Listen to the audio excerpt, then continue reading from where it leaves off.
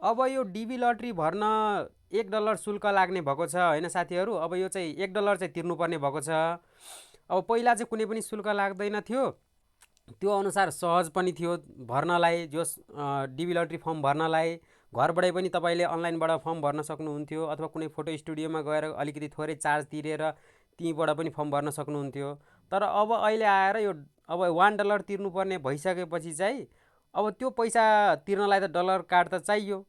अब dollar card त धेरै जसोको छैन नेपालमा, बनाएकै छैन। अब त्यो बनाउनलाई त फेरि चार्ज लाग्छ। डलर कार्ड बनाउन, लोड गर्न, फेरि पेमेन्ट गर्नु पर्यो। एउटा स्टेप त बढ्यो पहिलाभन्दा, एउटा झन्झटिलो पनि भयो अलिकति यो स्टेप बढेर। र अर्को के पनि भयो भनेदेखि अब तपाईँको समय पनि लाग्ने भयो क्या, एक्स्ट्रा समय लाग्ने भयो।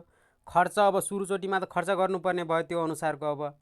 अब $1 मात्र तिर्नुपर्ने भएको भए, पैसा मात्र तिर्ने कुरा भएको भए चाहिँ त्यो लगभग $1 भनेको चाहिँ ₹141 समथिङ पैसा हुन्छ। त्यो भनेको प्राय ठुलो कुरो हुँदैन थियो होला। तर अब त्यो डलर कार्डबाटै तिर्नुपर्ने भएको हुनाले अलिकति गाह्रो भएको छ क्या यहाँनिर। तर दोस्रो अप्सन के छ भनेदेखि तपाईँसँग अब डलर कार्डमा के पैसा खर्च गरिराख्नु, जा अब वर्षमा एकचोटि त फर्म भर्ने हो, मलाई अरू दिन काम लाग्दैन, काम पर्दैन, डलर कार्ड जस्तो लाग्छ भने तपाईँहरूले ब्याङ्क तथा वित्तीय संस्थाबाट पनि तिर्न सक्नुहुन्छ, तिर्न चाहिँ। अब त्यहाँनिर पनि अब कुनै चार्ज लिन्छ, के कति लिन्छ होइन, अब त्यो त ब्याङ्क गएरै बुझ्नुपर्छ। अब केही थोरै त चार्ज लिन्छ होला सायद होइन, कस्तो के छ नियम।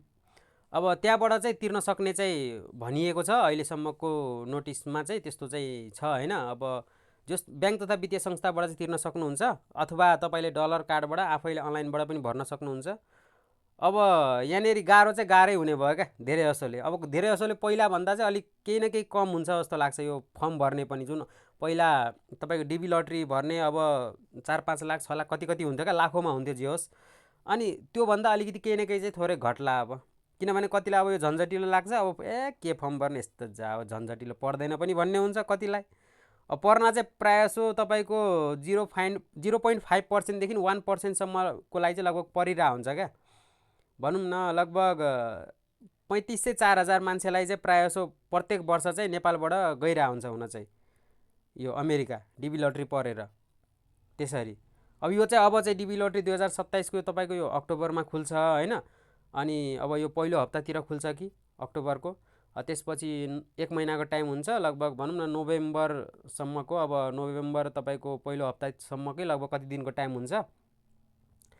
अब ठिकै छ। अब तपाईँहरूको विचारमा कस्तो के छ त, के यो फोटो स्टुडियोहरूबाट पनि भर्न मिल्छ कि कस्तो के छ? अर्काकोबाट भरियो भने अलिक एक्सेप्ट हुन गाह्रो हुन्छ जस्तो लाग्छ कि के लाग्छ तपाईँहरूलाई? तपाईँको आफ्नो प्रतिक्रिया चाहिँ कमेन्ट गर्नु होला होइन साथीहरू। हस् त, धन्यवाद।